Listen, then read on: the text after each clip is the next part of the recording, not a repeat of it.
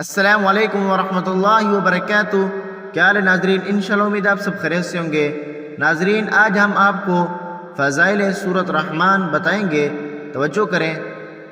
سورۃ الرحمن قرآن کریم کی ایک خوبصورت اور عظیم سورت ہے جس میں اللہ تعالیٰ نے اپنے بندوں پر جو کرم کیے ہیں اور نعمتیں عطا کی فرمائی ہیں، ان پر شکر ادا کرنے کا حکم دیا ہے۔ ایک ہی آیت فَبِأَيِّ آلَاءِ رَبِّكُمَا تُكَذِّبَانِ کو 31 بار ارشاد فرمایا گیا ہے۔ احادیث سے ثابت ہے کہ جو شخص اس سورت کی تلاوت کرے گا، قیامت کے دن اس کا چہرہ 14ویں رات کے چاند کی طرح چمکے گا۔ سورۃ الرحمن پڑھنے کی برکت سے گھر میں برکتیں ہوتی ہیں، رزق کی تنگی دور ہوتی ہے۔